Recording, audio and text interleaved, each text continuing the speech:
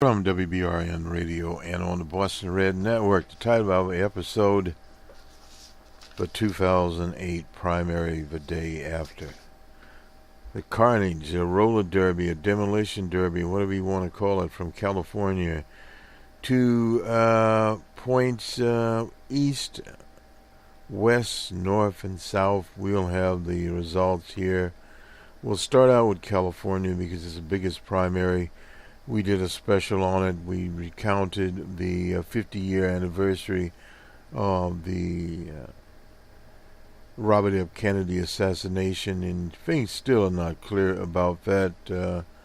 There's some debate as to who was the person that grabbed the gun from Sirhan.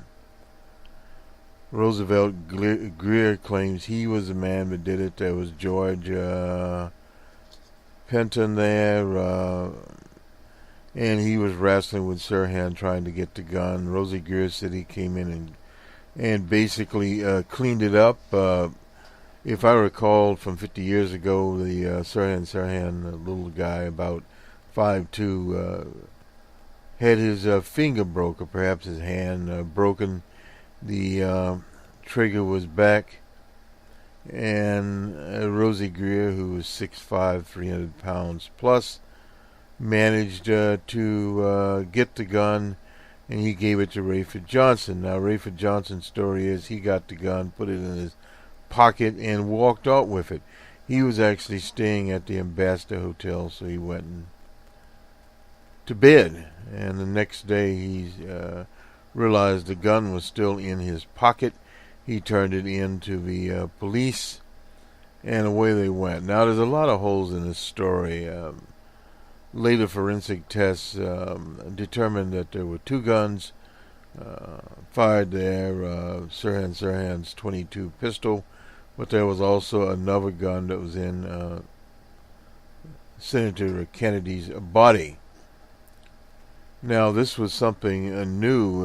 We were looking at the story there from, I think, Al Bummery, that doesn't shed a lot of light, more of a controversy. The chain of custody. You remember in the O.J. trial, we had the same situation. The late Detective Van Adder took some of the DNA samples, blood samples or whatever, and took them home.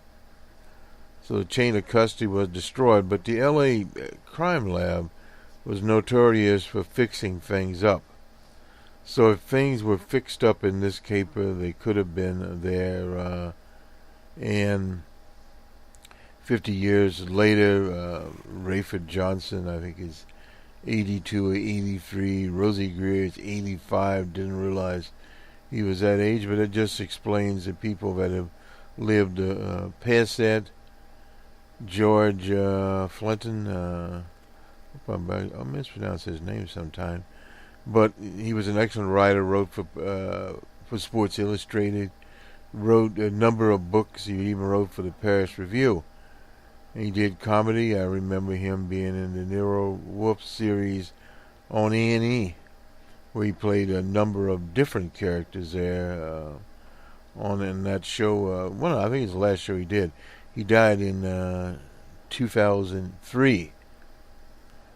So there were a wide range of people involved there. There was also the radio reporter Andy, I forget his last name. He worked for the Mutual Broadcast Company.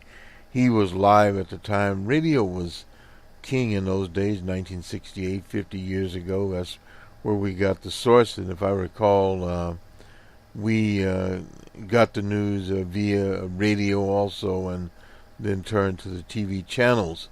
It was ABC, CBS. ABC was big in Los Angeles. I wish Jerry Pippen was here, the late great Jerry Pippen, because he had a production studio in Santa Monica around that. Actually, I believe before that time, but also perhaps he was there in '68. But that was the episode that created what we have now of the California primary. Let me just go over the Democratic races here. Headline the LA Times, Democrats look like they won't be shut out of some critical races in California. Now, there were a number of people. We'll get to the top line races. We have in the Nevada district there, Jessica Morris and Tom McClintock, the GOP representative. They will match up as in the Sierra Nevada region there, a moderate region in that area. Tight primary, less Democrats beaming for hope there. McClintock collected 52% of the vote, while Morris got 20%. And some Democrats there, Bateson, Roseville native and MIT professor, came in third with 13% of the vote. And we're not sure where it all goes. One with national recognition, Devin Nunes will face Andrew Jantz in the Central Valley 22nd District. Nunes, of course, is the chair of the Intelligence Committee, and we have 97% of the districts reporting. He will face Andrew Jantz, I suppose J-N and Z, a former county prosecutor who in mid-May had raised more than $2 million. Jantz, who collected 32% of the vote, was running an uphill battle against Nunes. The House seat and the district were registered Republicans. Very few of those in California outnumber Democrats by 10 percentage points. DJ Trump won the district by 51 points.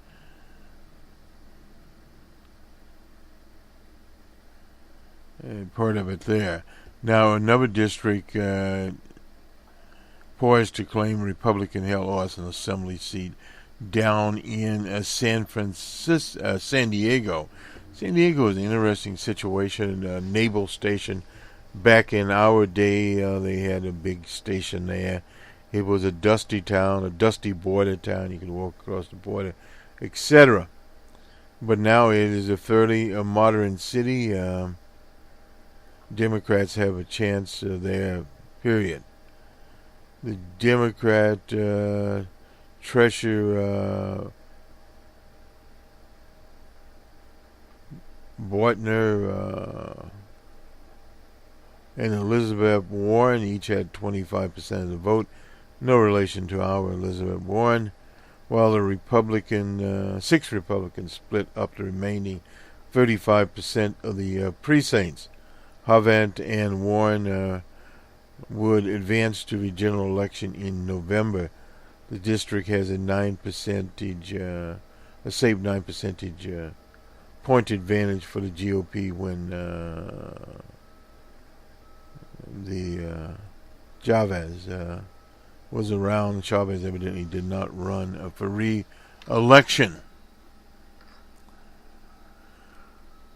And let's see what else we have here. Brock Turner case removed. The judge on the Brock Turner case was removed from office, has recalled a judge from office after he sent a former, this was a swimmer case, Sanford University swimmer, for sexual assault to a short jail sentence. Santa Clara County, Northern California. Aaron Parsley was a target for recall shortly after he sentenced Brock Turner to 6 months in jail for sexually assaulting a young woman outside of a fraternity house. Prosecutors wanted a 7-year sentence, so he is gone. Gavin Newsom won the, as expected, the governor's nod. He's looking forward there. His closest opponent, Zaragoza, the former mayor of Los Angeles, endorsed him, and he will face off with a Republican named John Cox. And there were just a number of Democrats in that primary. Where its situation is different. Let's see. We get some totals here in that race. Somewhere there are the totals. Verdosa came in about 10 percentage points, I believe is what it was.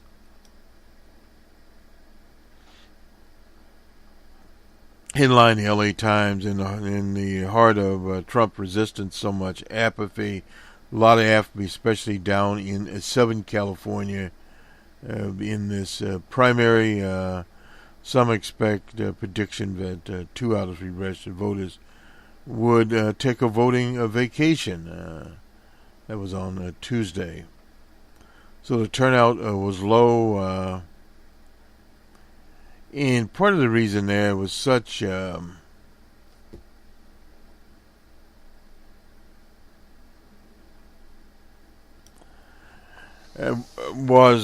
such poor polling involved there. Dianne Feinstein also was way ahead in that contest and prevailed. The LA Times did an interesting, was it LA Times? No, excuse me, the Nate Silver Shop on Dianne Feinstein. Been around, she's 84 years old, been around a very, very long time. And that in itself exacerbates the situation. A lot of people being dissatisfied from the 2016 presidential campaign, and still hold that particular situation. In November, some of this enthusiasm will be back a shot in the arm. The Democratic Party, no doubt, will organize.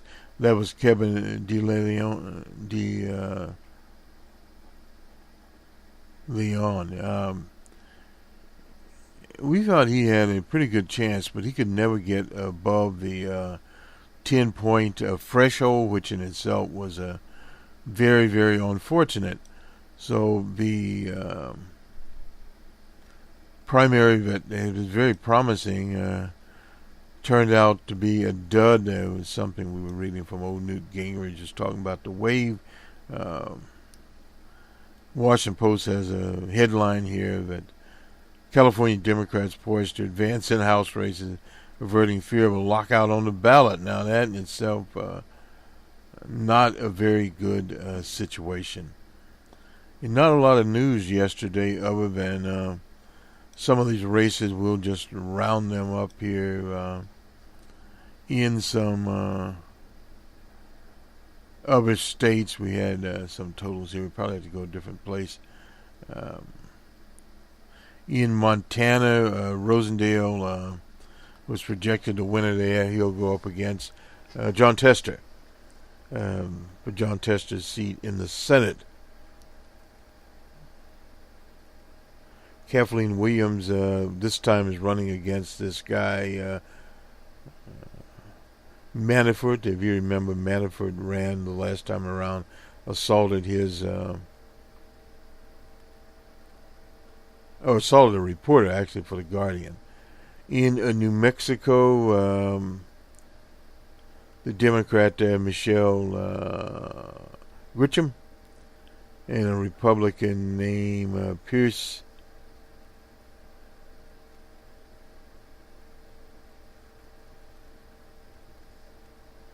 So that's in the state of New Mexico. There'll be a race there. She'll be the first Native American elected to a woman, I should say, elected to Congress. In the 45th, the party was encouraged after Republicans rallied around Diane Harkey, a county official endorsed by Darrell Issa. She finished ahead of a trio of Democrats. Applegate attorney Mike Levin, former Obama staffer Sarah Jacobs, competing for the second slot. So we'll have to keep looking back at that. Dana Rockenbacher, who has been around for a long, long time, party is hoping that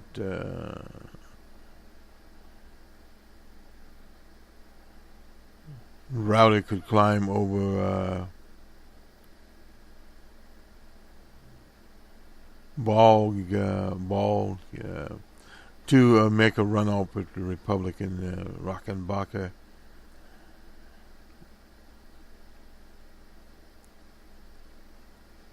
So sort of a messy race there. We'll have this on Friday, Java. We'll have the rest of it. Is how this goes. The Central Valley. I think we talked about that. Jeff Durham. They have.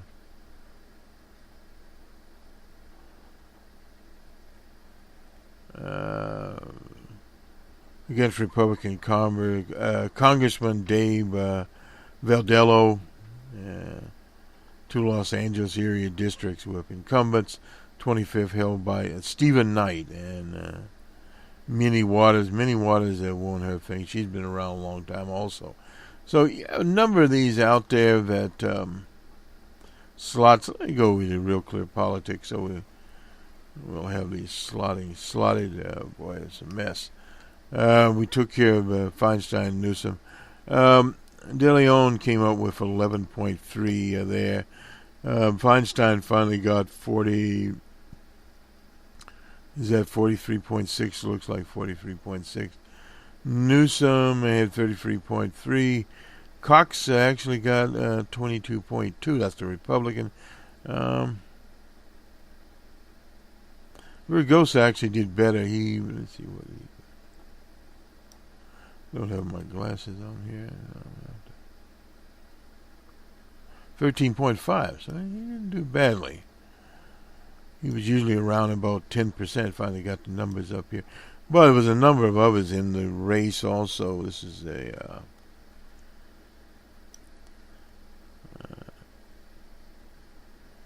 Easton. She was a progressive 2% of the vote there. Another Republican named Allen had 8.7% of the vote there. And if I kind of interesting, I'm not sure how interesting it is. Over in Jersey, of course, the senator there, Menendez, eased or handily 62%. In Mississippi, Sherman came out on top of that race. That's the Democratic nomination in the state of Mississippi. In South Dakota,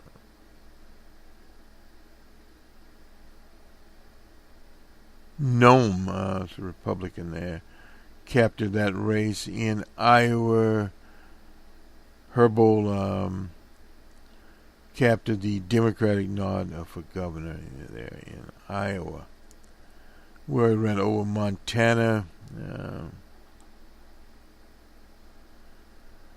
And let's see, another Jersey race. This is District 2, the GOP side of it. Grossman.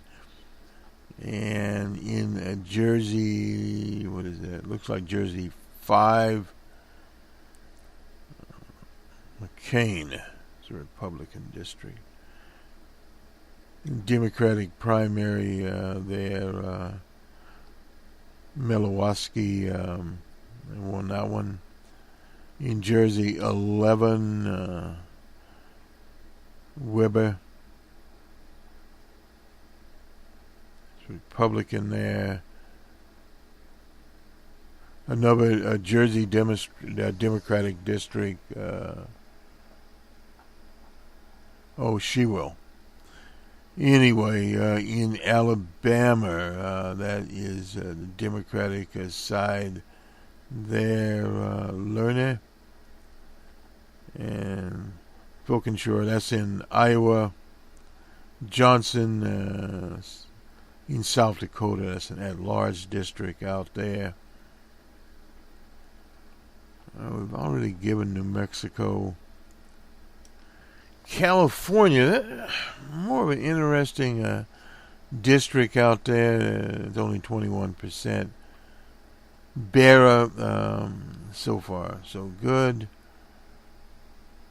Harder, that's California, 11. pull that district off piece by piece. That's the Democrat. Denham, the Republican. That's the Republican district. California 22. That's Jantz. And it's a Republican district there. Not a lot of Republican districts in California. 23, Democrat there. Looks like Nettles. And that's McCarthy's district. Another Republican district. Some of these are people have not heard of who they were. Hill is a Democrat in California 25. That's Knight's district there. It's been a Republican district for some time. And in California 48, that was Ruckenbacher's district. The Democrats are all bunched up together. We'll have to get that one later. 11 in 49, and Hockley, that's the Republican. Old Hockley had 35% of the vote. And a bunch of Democrats here, they will get, no doubt, consolidated and put their little votes in order. 13, 15, and so forth and so on. Hockley had 25% of the vote. That probably would be one of the more interesting situations here. John Cox, he was a character from Illinois, now in California. Be an interesting race as it starts to shape up. So we'll go to Politico here to grab 10 takeaways from the biggest primary night. Well, I'm not so sure about that. And the headline, Politico and Democrats avoided a debacle. Women fared well. Bernie Sanders' revolution. They've been writing a lot of continues to sputter. Write a lot of negative things about Bernie Sanders. The biggest primary day avoided disaster. That's in California.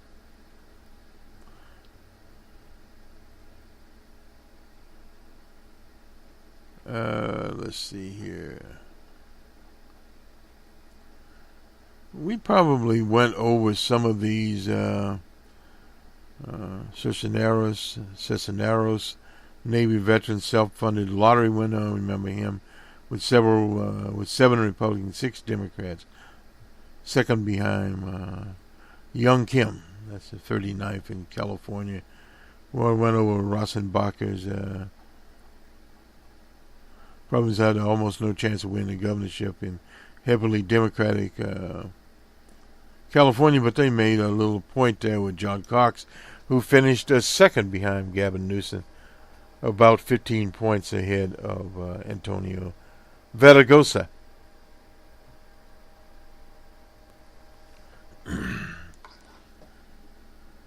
Okay, meet the next California governor. That's Gavin Newsom. Used to be the mayor of San Francisco, but they'll have to organize. They don't want to let him slip up on him.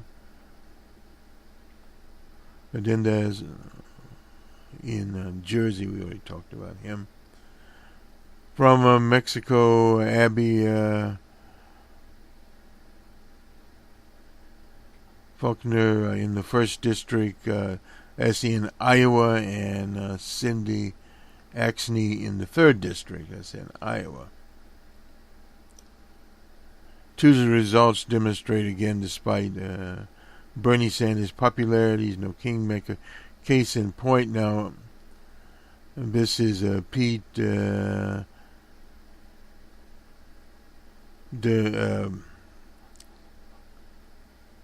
DeSandros.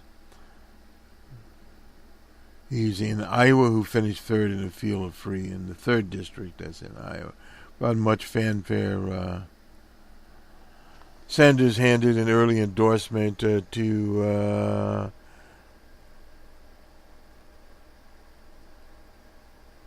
DeSandros. Visited Iowa for rally, sent out fundraising But bumps in small donors, grassroots support was short-lived. He finished with 15% of the vote. The gubernatorial campaign there, Kathy Gleason, a nurse union leader who won the backing of Our Revolution Sanders Group. Gleason couldn't override Fred Hubble, who was boosted by storied family name, millions of dollars of self-funding. I imagine not.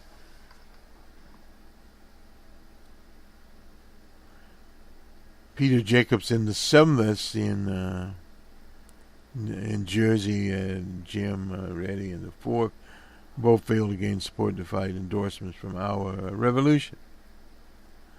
Well, Our Revolution can do only so much, and that is the end right there. Then they go to Alabama. Rugby's poor performance despite that, and she's got this Bobby Bright. Whether she wins or not, the lessons of her experience is clear. In a Republican primary this year, loyalty to DJ Trump is paramount. She had endorsed DJ Trump, and then when the Access Hollywood tape came out, she had enough. So that's kind of where Politico summed it up. But with Bernie Sanders' organization, grassroots funded candidates in these primaries, it would depend district to district what actually goes on. Now, out of Los Angeles, 118,000 voters accidentally left the rolls in Los Angeles County. Not unusual there. Within versus Hugan, corrupt senator versus greedy. Well, I don't know how that turns out there. Mendez will no doubt win re-election in pharmaceutical person. You'll win re-election there. In Jersey, unless a tsunami happens. I mean, it's this Kelly Sadler, who joked about John McCain's help, is long gone from the White House. DJ Trump threw another one under the bus and drove off. So not unusual here, just looking around.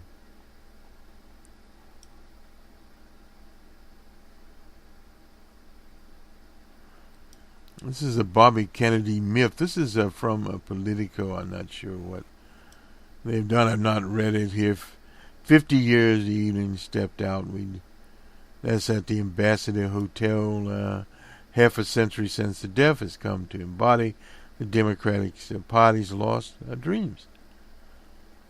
Chris Matthews, he was an active champion of the country's disinherited, seemed uniquely capable of preaching a message of reconciliation.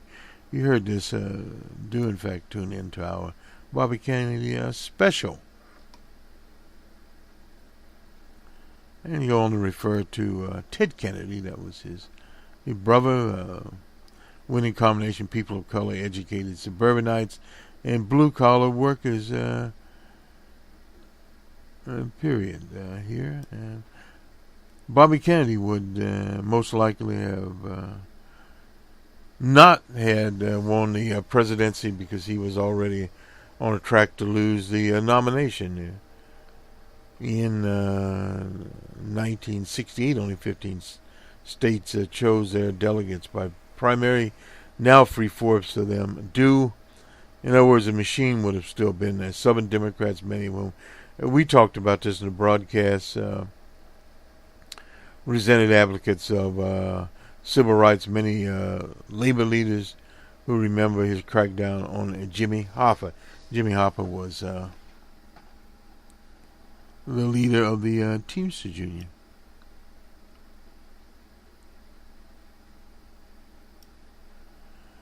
young anti-war voters whom he needed to draw in remained steadfastly loyal to a center-right candidate, Eugene McCarthy. A big mistake right there.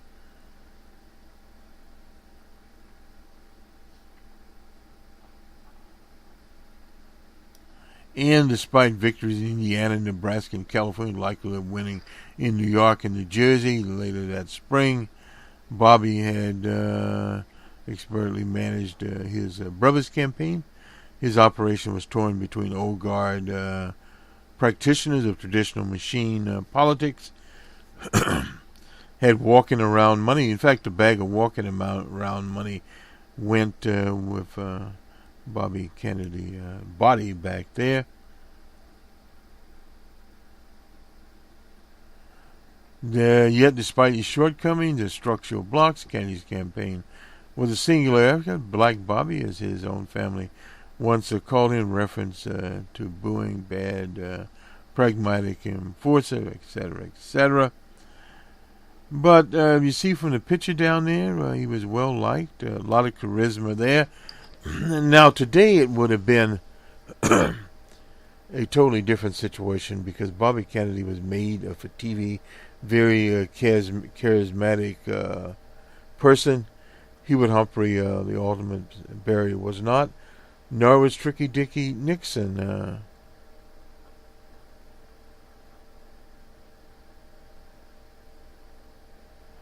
And what Novak and Evans noted in Gary, Indiana, was a different town at that time in the African American precincts. He was delivering 90% for Kennedy. He was running ahead 2-1 in some of the Polish districts there, and he was a tough Irish Catholic Democrat. Most people wouldn't remember that, but historians, political sciences see matters differently today. His own vote count later conceded that he lost 59 out of 70 European districts in Gary. Probably no doubt about it.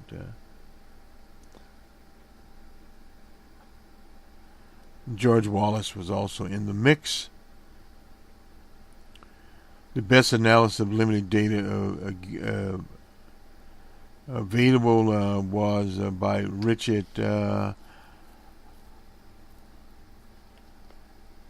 Qualkenberg, I suppose. The inclusive populism of Robert Kennedy. We'll have to look at that, and we'll have, when we do Friday Jobber, and see what is going on here. Is more inclined to believe Bobby Kennedy was on the path to build a winning alliance of working class whites and minority voters. Clonenberg, I'm supposed to pronounce his name, get it right here in a minute. Factuals are dangerous games, but Kennedy and his team instinctively understood that the real base was amongst people of color, as every precinct from Gary reported. No doubt about that. But people of color, you remember, this was still an apartheid time. It did not have the flavor that one would have. Netflix documentary, Bobby Kennedy for President, I haven't seen it. Footage of Bobby Kennedy campaigning in an open-top convertible throughout California. There's a picture of him down there in an open-top convertible in Indianapolis, Indiana. You won't see that these days. The Voting Rights Act had, in fact, passed. And a coalition that Barack Obama won the Indiana primary in 2008. The young and last surviving son of Joe Kennedy's sons announced he would be challenging Jimmy Carter. Didn't come out as well as it should have. News media was very anti-Kennedy. There was no doubt about that situation here. Carter's rating in the Gallup poll shot up from 32 to 61% overnight.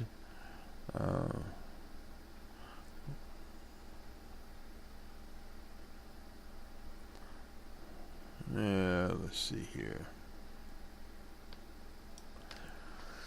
He defeated Carter in Delegate Rich. This was New York, then proceeded to win straight in a row in Pennsylvania, Arizona, New Mexico. This is Teddy Kennedy, California, New Jersey, Rhode Island, South Dakota, and Michigan.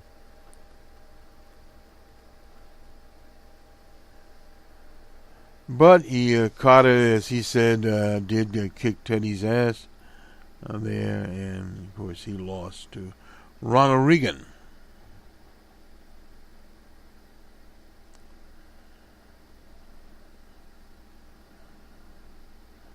In Arizona, New Mexico, Teddy racked up votes there.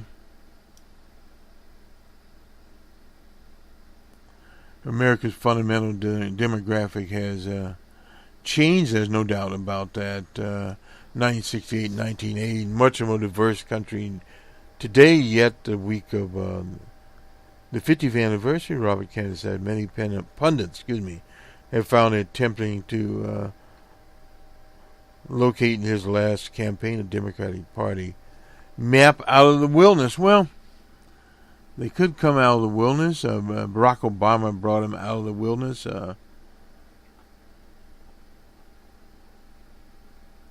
Bobby Kennedy ran for president at the high water mark of the so-called white backlash in a year where America seemed at war with itself.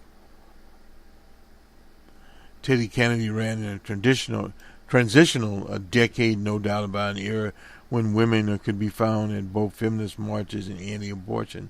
Right on Election Day, 27% of Teddy's primary supporters cast their vote. This is very interesting, for Ronald Reagan.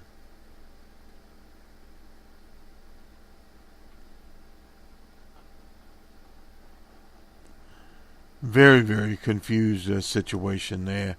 The 68 election results were painfully close, with Nixon taking 43.4% of the popular vote to 42.7% for Hubert Horatio Humphrey. And this is very interesting. This was a very, very close election, and Wallace took 13.5%. It's not possible to believe that he might have shaved off points from Wallace amongst the white ethnics and blue-collar workers in key East Coast and Midwest states to win the race. Well, hard to say. History can and should inform our presence. Well, again, this is a very, very close race. If Hubert Humphrey could have done that, he got in 43.4%, and he was a liberal out of Minnesota. Bobby Kennedy would have done much better because he was much more telegenic at the time.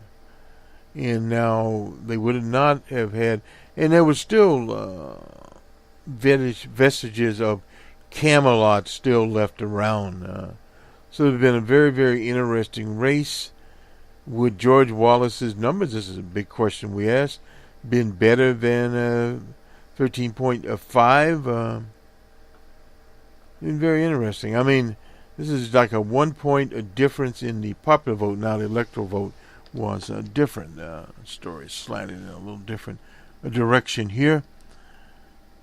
We'll finish up this coverage. We'll go to Minnesota, and the reason we're going there is the congressman there, Keith Ellison, is running for the state's attorney seat there in Minnesota. And that means a slew of Democrats are now running for Attorney General in Minnesota. A Muslim lady, an African-American congressman, former Speaker of the House, a Latino. They were all rallied in here. Some old hands at the there. And then we have the gubernatorial race, Efren Murphy versus Tim Hu Pawlenty, used to be a governor there. In other words, yeah, will be in the November race. So we'll see. We'll see how that all shakes out. They have an August primary, and of course, Ellison is running there, but there's a bunch of people running for Ellison's. Sheet Omar is her name, the Muslim there, and so forth and so on. That's running. It's very wild primary, and various other characters have come out. What happened in that state was the Attorney General Swanson, who's now the Attorney General, was running for re-election and not endorsed by the Democratic Party. So thus she decided to seek the governor's seat there in Minnesota. So you have the Democratic endorsed candidate running for governor, and that's Ethan Murphy, I think out of St. Paul, Minnesota. And then you have Warts out of southern Minnesota running, and has been running a very long time. And then you have Swanson, very popular Attorney General in Minnesota. That should turn to be a very, very interesting primary in August to see what comes out there. And of course, Valente will be the Republican bear. He's been a former governor, but he's running against a guy named Johnson now. Johnson has the party nod, the endorsement of the Republican Party in the state. So see how those shape up.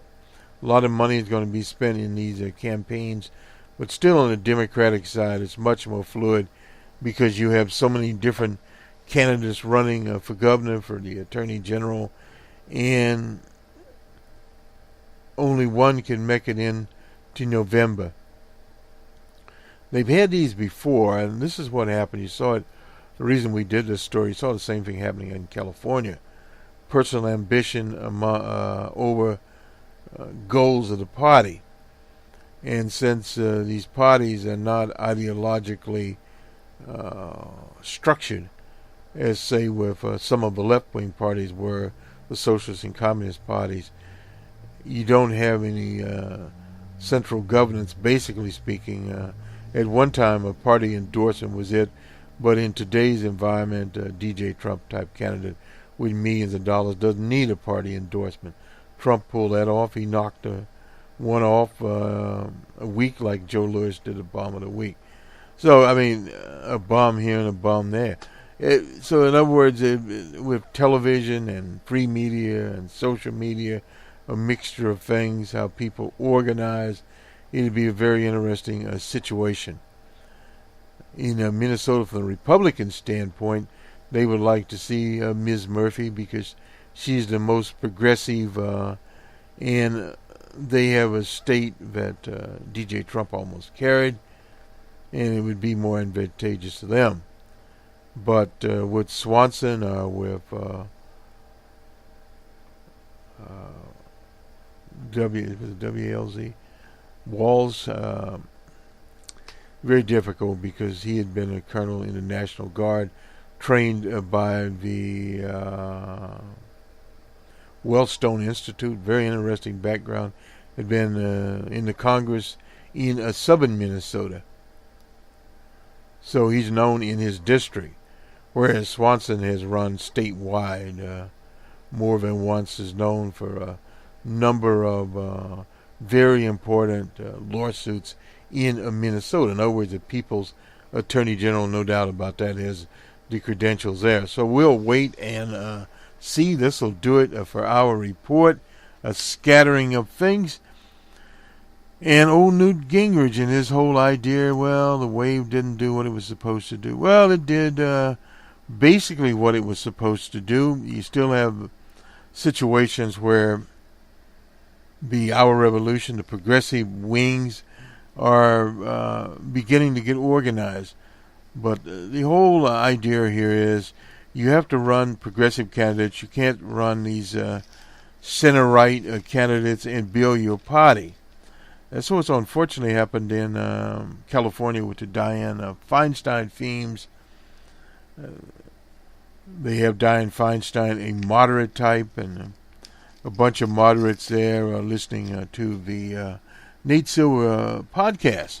And this Newsom character is a moderate also. So you really aren't seeing the actual liberal / progressive candidates. Let's say with Bobby, Ms. Boxer that retired. So there's a lot of work that needs to be done in California to move the Democratic Party there, or the progressive people, whether they're in the Democratic Party or not, in a position that they can really do things. So that's one of the things that we have to watch out for there. On the 6th of June, the day after the primary, the 2018 primary, the day after, from WBRN Radio and on the Boston Red Network. Good day, and check out our offerings here. We have a very good open source report talking about the Microsoft acquisition of GitHub and what it means to open source developers. There's a numbers man program out there. We started on the Beige Book. That's the book of the 10 districts that the Federal Reserve has, how they're doing economically. So we have a lot of information there. Incidentally, DJ Trump disinvited the Philadelphia Eagles baseball team, and he had some sort of crazy patriotic day on the White House lawn. Got a Marine band there. Did it make any difference? No. But from a deposition that Mr. Jones of the Cowboys gave, DJ Trump told him that this whole knee demonstration situation helped him, DJ Trump, with his base, and pointing to the, I believe this was at Nate Silver's shop, polling that 66% of the people in 1966 opposed the sit-ins. I would not doubt that, because direct action was something new to the American people, but it was necessary, as it is today. So stay tuned on the new owners of policy and where that is all going.